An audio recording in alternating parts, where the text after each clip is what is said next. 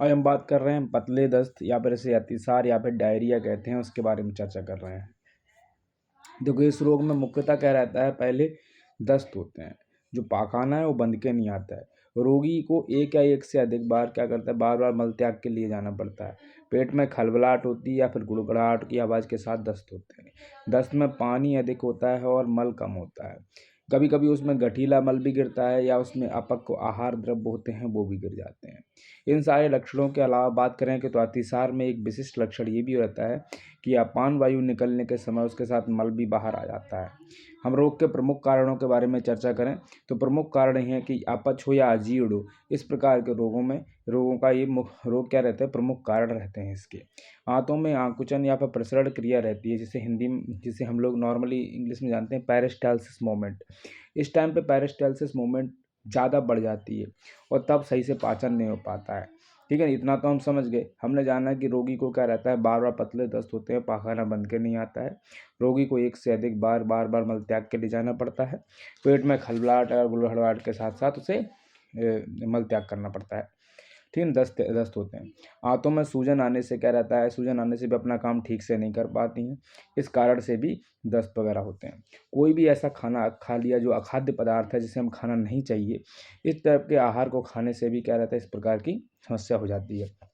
कोई मक्खी है या कोई जीव जंतु हम लोगों ने निगल लिया है तो पेट में, या फिर कोई जहरीला तत्व पेट में पहुंच गया तो उससे भी दस्त शुरू हो जाते हैं। गर्मी के दिनों में क्या रहता है, गर्मी के दिनों में गर्मी के दिनों में लू लग जाती है, तो लू लगने से भी ये दस्त प्रारंभ हो जाते हैं। ठीक है ना। सेवन की जाने वाली जो औषधियाँ रहती हैं, दवाइयाँ रहती हैं, अगर वो रिएक्शन कर जाते हैं, कई बार वो रिएक्शन कर जाए तब भी दस्त प्रारंभ हो जाते हैं। ऋतु परिवर्तन हो रहा है, यानी जब सीजन चेंज होता है, ऋतु परिवर्तन होते हैं, तो उस टाइम पर भी ये स्थिति बन सकती है। या फिर कहीं की दूषित वायु है या फिर दूषित जल है, ठीक है ना, तो उससे भी हो सकता है ऐसा। ठीक है ना, ये भी ध्यान रख देने वाली बात है। सेवन की जाने वाली जो औषधि रहती हैं, मैंने बताया, उनसे भी फर्क पड़ता है। और ऋतु परिवर्तन वाली बात मैंने जो बताई, उनसे भी फर्क पड़ता है। टाइफाइड में बात करें, टाइफाइड में आंतों की जो टाइफाइड में जो आंतें होती हैं, या टीबी जैसी कोई बीमारी में बात करें, उनमें आंतें जो होती हैं, आंतें उसमें सही से काम नहीं कर पाती, तब भी दस्त की समस्या हो जाती है।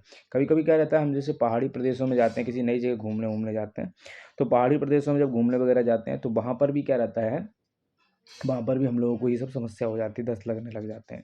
कभी कभी जैसे प्रवास के दौरान अगर हम लोग रह रहे हैं, ऐसी जगहों पर रह रहे हैं, वैसे इसको पहाड़ी प्रदेशों में जाने से ये दस्त वगैरह लग जाते हैं, इसे हिल डायरिया कहते हैं, हम लोग हिल डायरिया कहते हैं। ठीक है ना। तो मैंने बताया कि ये जो चीज़ें हम लोगों ने जानी जानी ये इसमें डिहाइड्रेशन हो सकता है, डिहाइड्रेशन बहुत ज़्यादा हो सकता है। और अगर डिहाइड्रेशन अगर हमारे शरीर से हो रहा है, डिहाइड्रेशन हो रहा है, तो उससे हमें क्या रहता है, एक अशांति टाइप की, एक बेचैनी टाइप की, हाथ पैरों में टूटन जैसी चीज़ें टूटन लगने लगती है, बार बार उल्टी आने लगती हैं, दस्त जैसा होता है, पूरा शरीर ढीला पड़ जाता है। बिल्कुल आँखें ऐसे डल सी आँखें से हो जा आँखें डल सी हो जाती हैं, शरीर ढीला हो जाता है, बिल्कुल धीमे धीमे रेंग रेंग के चलते हैं। रोगी खड़ा नहीं हो पाता, पैरों पैरों में दर्द होता है तो खड़ा नहीं हो पाता, वो कमज़ोरी सी हो जाती है। कई बार उसे बहुत पसीना आता है, उसकी त्वचा स्किन बिल्कुल ढीली ढीली स्किन पड़ जाती है, उसके दिल की धड़कन बढ़ जाती है, नाड़ी तेज़ हो जाती है, और ब्लड प्रेशर भी उस टाइम पे कम हो जाता है। कम पेशाब आता है, उसकी आँखें अंदर की ओर धंसने जाती हैं, इस टाइप की स्थिति बन जाती है, आँखें लाल हो जाती हैं उल्टी कर के बिल्कुल, और बहुत विकट स्थिति बनती है। यदि दस्त शुरू हो जाते हैं तो उन्हें एकदम नहीं रोकने चाहिए, कि एकदम से हम रोकने की कोशिश करें, एकदम से रोकना नहीं चाहिए।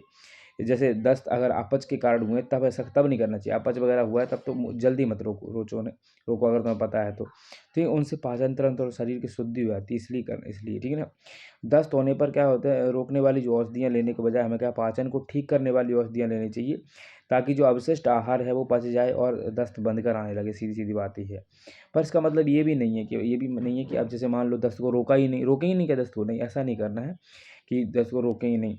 इससे शरीर की स्थिति बहुत ख़राब हो जाएगी, ठीक है ना। और उसको रोकने के उपाय करने चाहिए। जो नए अतिसार हुए हैं, नए शुरू हुए हैं नए, तो उनमें क्या रहता है कि अरारोट है या फिर साबूदाना है, वो देना चाहिए।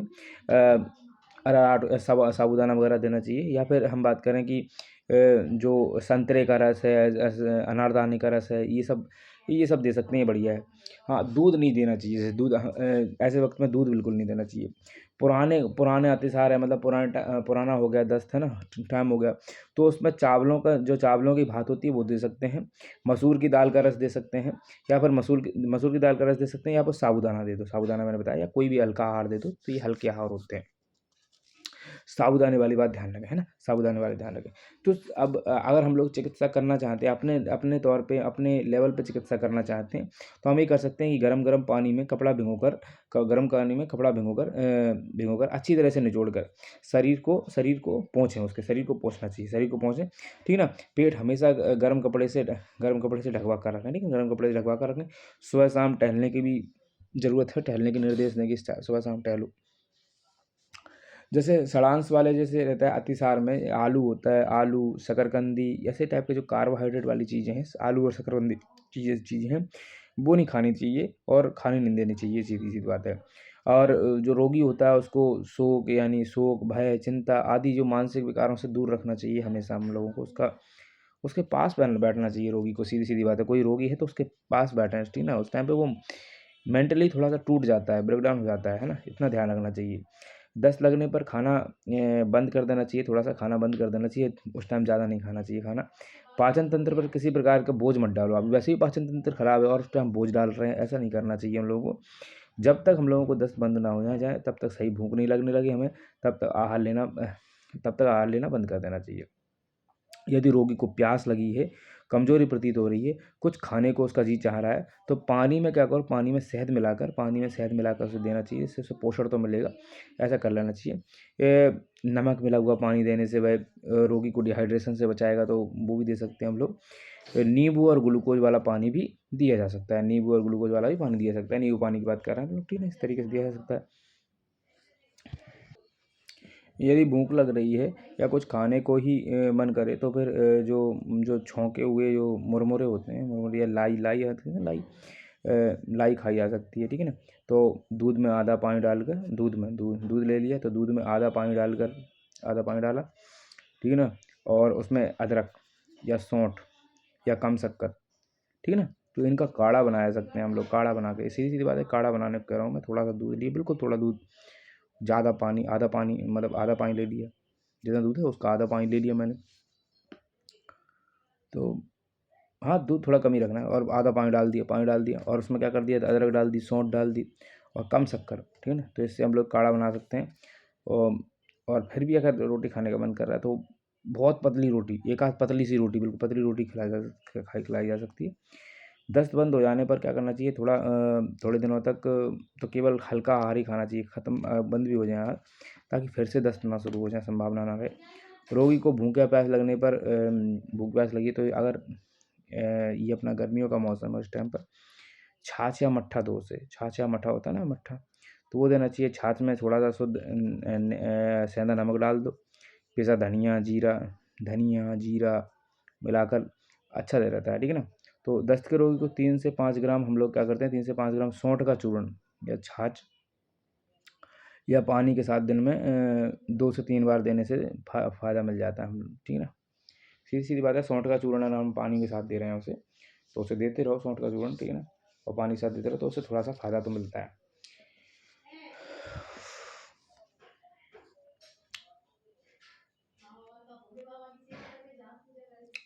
देखो बाकी मैं बताऊँ, जैसे 1 लीटर हम लोगों ने उबले हुए साफ पानी ले लें, और आधा छोटी चम्मच नमक ले लें, और 8 भरे हुए चीनी के चम्मच ले लें, ठीक है ना?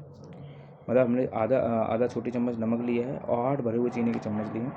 अब देखो, हम लोग नमक ये वाली सावधानी रखनी है अपन लोगों की, नमक मिले हुए पानी में चीनी मिलाने से पहले पानी का स्वाद लेकर देखें कि जो आंसुओं जैसे नमकीन होने चाहिए, बिल्कुल आंसू जैसे, आंसू आंसू होते हैं बिल्कुल वैसे नमकीन होने चाहिए। दूसरे घोलों में यदि हो सके तो आधा कप फलों का रस रख लो, ठीक है ना? नारियल का पानी रख लो, या पका हुआ कोई केला टाइप का रख लो, मसला हुआ केला रख लो, मसल देते हैं, केला मसल देते हैं वैसा। ये बच्चे को पोटेशियम देगा, जो बच्चों को ज़्यादा आहार व पानी स्वीकारने में हेल्प करता है, ठीक है ना? ऐसा करना चाहिए हम लोगों को। देखो, शरीर में जल की कमी जानलेवा हो सकती है, इसलिए WS जो रोगी को क्या करते हैं, जो WHO का आता है एक ORS करके आता है, ठीक है ना, वो जीवन रक्षक घोल होता है, उसको देना चाहिए। अगर जीवन रक्षक औषधि घोल अगर हम पैकेट नहीं है तुम्हारे पास, तो 1 गिलास ताज़ा पानी ले लो, ताज़ा पानी ले लो, उसमें 2 चम्मच चीनी मिलाओ, 2 चम्मच चीनी मिलाओ, ये चीनी मिलाओ, या फिर ग्लूकोज़ है घर में तो ग्लूकोज़ मिलाओ, ठीक है ना, और 2 चुटकी भर क्या करो उसमें नमक मिला लो, ठीक है, नमक मिला लो। घर में बनाई इस घोल के अलावा हम लोग रोगी को क्या कर सकते हैं, मीठी शिकंजी दे सकते हैं, मीठी शिकंजी दे सकते हैं, नारियल का पानी मैंने बता दिया है, चावल का मांड होता है वो चावल का मांड होता है वो दे सकते हैं, जौ का पानी दे सकते हैं, जौ का पानी दे सकते हैं, ताल का दाल होती है, दाल का पानी दे सकते हैं, मट्ठा दे सकते हैं, जो मैंने बताया ही है, ठीक है ना, जैसे छाछ कहते हैं अपन लोग, है ना, फलों का रस दे सकते हैं, इस तरीके ये सारी चीज़ें कर सकते हैं। आमतौर पर मामूली रोग तो घरेलू पेय पदार्थों के प्रयोग से ठीक हो जाते हैं, ये हो जाता है छोटी-छोटी चीज़ें तो। जल की कमी में सबसे ज़रूरी, मैं बार-बार बोल रहा हूँ, चावल का, जो मैंने आपको बोला कि चावल का मांड वाली बात बोली, तो वैसे जल की कमी में ना अगर पानी की कमी होगी तो जो चावल होता है वो सर्वोत्तम सबसे उत्तम रहता है, सबसे बढ़िया रहता है, क्योंकि चावल पचने के बाद रोगी के ग्लूकोज और अमीनो एसिड की पूरी पूर्ति हो जाती है, जो भी उसमें अमीनो एसिड रहते हैं।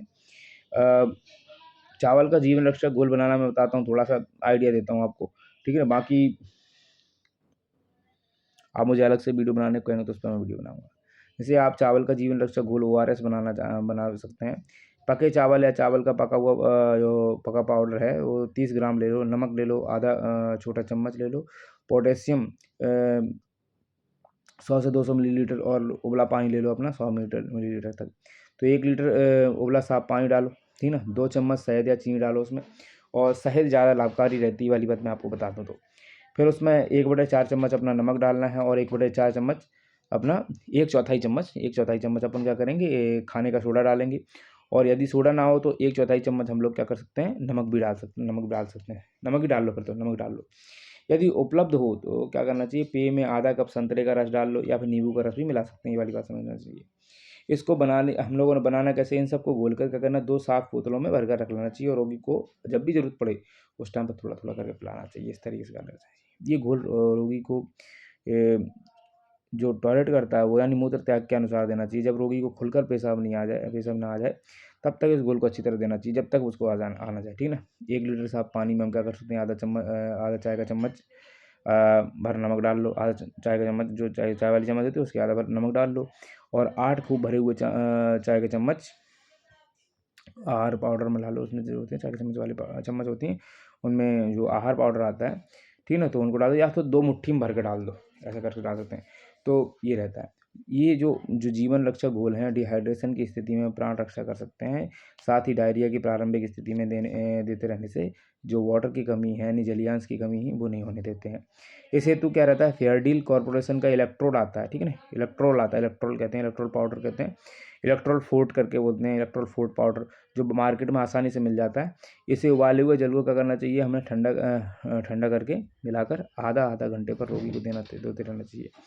बच्चा है तो उसे स्तनपान कराना चाहिए, और पुनर्जनन पेय भी पिलाएं, ठीक है ना।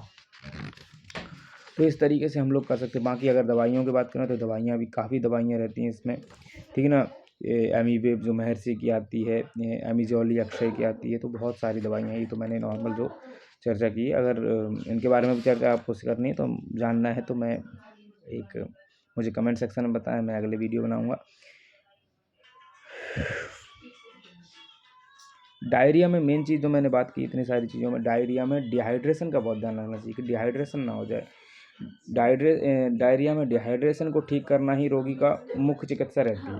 अगर डायरिया ठीक करना है तो डिहाइड्रेशन ठीक करो। कम और सामान्य पानी की कमी को रोगी को जीवन रक्षक घोल देने से ही वह ठीक हो सकता है, इतना ध्यान रखना चाहिए, ठीक है ना। इसके बाद हम चर्चा करेंगे अपन लोग डाइजेंट्री यानी पेचिस के बारे में चर्चा करेंगे। आज की इस वीडियो के लिए बहुत है।